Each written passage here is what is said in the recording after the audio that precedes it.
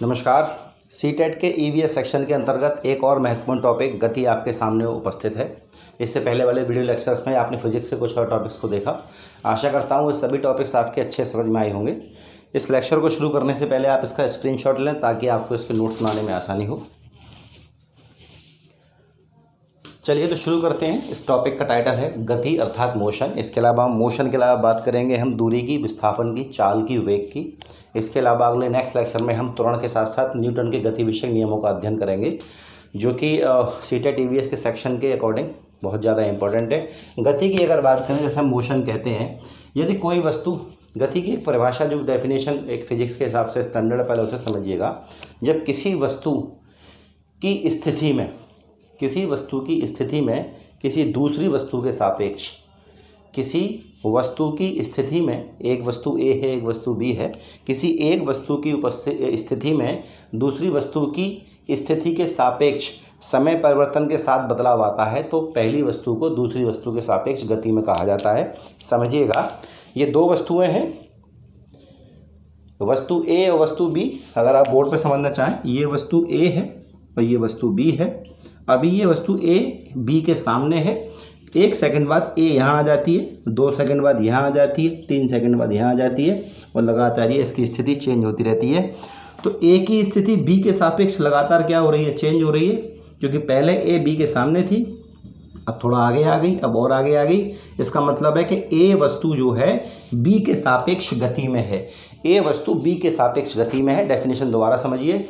यदि कोई वस्तु किसी अन्य वस्तु के सापेक्ष है, कि कोई वस्तु किसी अन्य वस्तु के सापेक्ष समय परिवर्तन के साथ, यानी कि जैसे जैसे समय बीतता जाएगा अपनी स्थिति में परिवर्तन करती है, तो उसकी स्थिति में परिवर्तन हो रहा है कि पहले बी के सामने थी, अब थोड़ा आगे आ गई, फिर और आगे आ गई, तो अपनी स्थिति में परिवर्तन करती है। इसे वस्तु की गति की अवस्था कहा जाता है। इसका अर्थ क्या हो गया?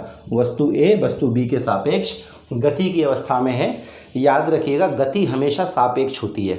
गति हमेशा किसी दूसरी वस्तु के सापेक्ष होगी, निरपेक्ष गति कभी नहीं होगी। एग्जाम्पल से समझिए, आप बस में, कार में, ट्रेन में अगर बैठ के जा रहे हैं, तो आप देखते हैं विंडो से बाहर, तो सड़क पे लगे हुए पेड़ पौधे, सड़क पर खड़े हुए लोग, उनको देखने पर पता लगता है कि आप गति में हैं, है ना। उनके सापेक्ष आप किस में हैं? गति में, क्योंकि आपकी ट्रेन या कार, बस लगातार जा रही है, वो लोग वहीं खड़े हुए हैं, तो आप उनकी सापेक्ष किस में हो गए? गति में हो गए। लेकिन अगर कोई व्यक्ति आपके बराबर सीट पे बैठा है, क्या आप उसके सापेक्ष गति में हैं? जो व्यक्ति आपके बराबर सीट पे बैठा है, क्या आप उसके सापेक्ष गति में हैं? क्योंकि जहाँ वो है वहीं यहाँ पे, जितना आप जा रहे हैं उतना ही वो जा रहा है, तो आप एक दूसरे के सापेक्ष गति में नहीं है। अगर कोई व्यक्ति आपके बराबर सीट पे बैठा है, तो आप दोनों एक, भले ही आपकी बस गति में है, आप भी जा रहे हैं, लेकिन जब कोई व्यक्ति आपके बगल में बैठा है तो उसके सापेक्ष आप गति में नहीं है, क्योंकि जैसे जैसे आप जा रहे हैं वैसे वैसे वो जा रहा है। लेकिन जो लोग सड़क पर खड़े हुए हैं या पेड़ पौधे, इनके सापेक्ष आप गति में हैं, क्योंकि इनके सापेक्ष आपकी स्थिति में क्या हो रहा है? लगातार परिवर्तन हो रहा है। तो याद रखिएगा, गति हमेशा सापेक्ष होगी, निरपेक्ष गति कभी नहीं होती। अब हम दूरी की बात करते हैं, तो देखिएगा, दूरी जिसको डिस्टेंस कहते हैं, एक वस्तु द्वारा उसके पूरे मार्ग की लंबाई, एक वस्तु के द्वारा उसका जो पूरा मार्ग जिसको वो तय कर लिया है, उसकी पूरे मार्ग की लंबाई को क्या कहते हैं? दूरी कहते हैं। दो चीज़ें आपको समझनी है, दूरी और विस्थापन, डिस्टेंस एंड डिस्प्लेसमेंट। देखिएगा, एक पॉइंट ए है, एक पॉइंट बी है और एक पॉइंट सी है। ए से बी तक की दूरी 4 किलोमीटर, यहाँ तक की दूरी 3 किलोमीटर। अब देखिएगा, एक वस्तु ए से चली, यहाँ आ गई, अब वो वस्तु यहाँ है, तो दूरी कितनी हो गई टोटल? तो दूरी का मतलब क्या है? गति करती हुई वस्तु के द्वारा तय किए गए संपूर्ण मार्ग की लंबाई। तो वस्तु ने यहाँ से यहाँ तक 4 किलोमीटर चला और यहाँ से यहाँ तक 3 किलोमीटर, तो दूरी टोटल कितनी हो गई? 4 + 3 = 7 किलोमीटर। तो दूरी कितनी हो गई? 7 किलोमीटर। यानी कि जितना भी मार्ग उसने चल लिया, उसकी लंबाई कितनी हो जाएगी? उसकी दूरी हो जाएगी। मान लीजिए कोई वस्तु ए से चलती है, बी पे आती है 5 किलोमीटर, ए से चल के बी पे आती है और वापस बी से ए पे आती है, दूरी कितनी हो जाएगी उसकी? 5 + 5 = 10 किलोमीटर। यानी कि दूरी निकालते समय हमें यह नहीं देखना है कि वस्तु कहाँ थी और कहाँ से चली थी या कहाँ है, इससे हमें कोई फ़र्क नहीं पड़ता। यानी कि किसी भी गति करती वस्तु का स्टार्ट पॉइंट और फिनिश पॉइंट से हमें कोई मतलब नहीं है। हम सिर्फ ये देखेंगे वस्तु ने कितना मार्ग तय कर लिया है।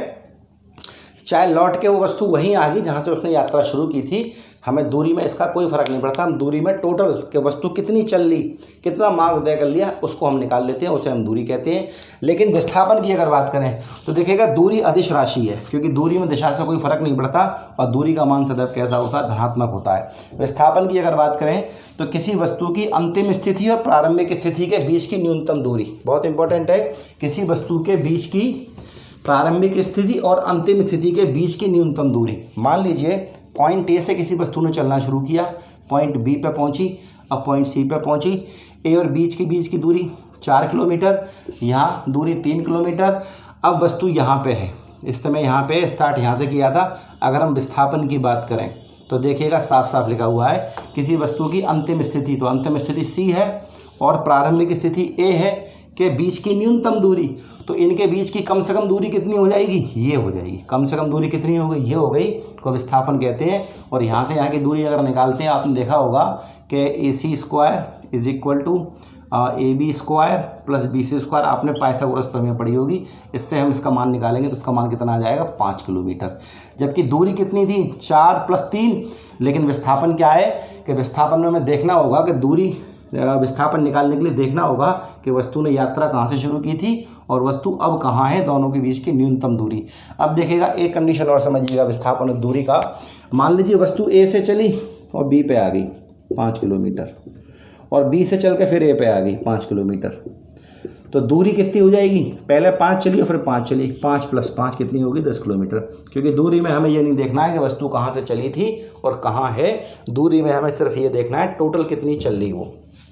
अगर हम विस्थापन की बात करें, इसी केस में अगर हम विस्थापन की बात करते हैं तो हम ये देखेंगे कि वस्तु चली कहाँ से थी, ए से, अब कहाँ आ गई, ए पे, और ए से ए के बीच की दूरी क्या हो जाएगी, 0 किलोमीटर। तो वस्तु जहाँ से चली है अगर वहीं वापस आ जाती है तो विस्थापन कितना हो जाएगा, 0 हो जाएगा। जबकि दूरी कभी 0 नहीं होगी। दूरी तो आप जितने चल लेंगे उस सबको जोड़ दीजिए टोटल, तो वो आपकी दूरी निकल के आ जाती है। तो आशा करता हूँ दूरी और विस्थापन आपको समझ में आया होगा। विस्थापन सदिश राशि है, विस्थापन की दिशा आपको बतानी होती है, और विस्थापन का मान धनात्मक भी हो सकता है, ऋणात्मक हो सकता है, शून्य हो सकता है। इस कंडीशन में शून्य हो गया ना, ए से चल के वापस ए पे आ गए तो दूरी 10 किलोमीटर होगी, लेकिन विस्थापन शून्य हो गया।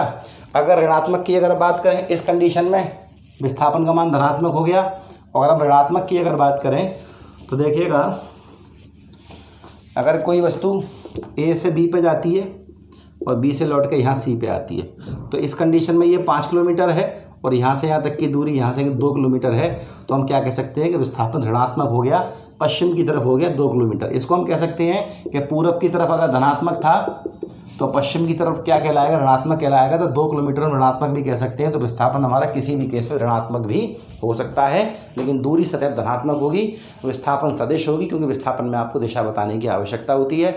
दूरी में हमें इस बात से कोई फर्क नहीं पड़ता कि हम कहाँ से चले थे और अब कहाँ हैं, जबकि विस्थापन में हमें यही देखना होता है कि यात्रा शुरू कहाँ से हुई थी और यात्रा समाप्त कहाँ हुई है, और स्टार्ट पॉइंट और फिनिश पॉइंट के बीच का मिनिमम डिस्टेंस क्या है, वही हमारा विस्थापन होता है। चलिए अगली बात करते हैं, चाल की बात करें।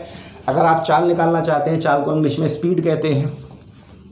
चाल निकालने के लिए क्या करना है आपको, चाल आपको कुछ नहीं करना है, दूरी और समय, जितनी दूरी इसमें चल रही है वस्तु ने और कितने समय में चल रही है, समय का भाग लगा दो। किसी वस्तु द्वारा इकाई समय में तय की गई दूरी को उस वस्तु की चाल कहते हैं। तो चाल बराबर दूरी बटे समय कैसी राशि है, अदिश राशि है। जब चाल अदिश है और दूरी अदिश है तो चाल भी अदिश हो जाएगी और मात्रक क्या हो जाएगा, मीटर पर सेकंड पर, ठीक है, मीटर पर सेकंड इसका मात्रक हो जाएगा। तो आपने जितनी भी दूरी तय कर ली है उसमें आप भाग लगा दें समय का, तो आपको चाल मिल जाएगा। लेकिन अगर आप वेग की बात करेंगे, वेग इंग्लिश में कहते हैं वेलोसिटी, वेग की बात करेंगे तो चाल की जगह आपको लिखना पड़ेगा क्या, विस्थापन और कितना समय। चाल में आपने दूरी को शामिल किया था, दूरी को फॉर्मूले में यूज किया था, जबकि वेलोसिटी अर्थात वेग में आप किसका फॉर्मूला यूज करेंगे, विस्थापन का। विस्थापन बटे समय, इकाई समय में वस्तु द्वारा तय किया गया विस्थापन। वेग में किसका प्रयोग कर रहे हैं, विस्थापन का, और चाल में किसका कर रहे थे हम, दूरी का कर रहे थे। दोनों में यही अंतर है, बाकी भाग हमें समय का लगाना है। चाल अदिश राशि है, चाल में हमें दिशा नहीं बतानी होती, जबकि वेग में हमें दिशा बतानी होती है। तो वेग कैसी राशि होगी, सदिश, इसका मात्रक भी क्या होगा, मीटर पर सेकंड, और वेग का मतलब क्या, विस्थापन बटे समय। तो आशा करता हूँ गति आपको समझ में आया होगा।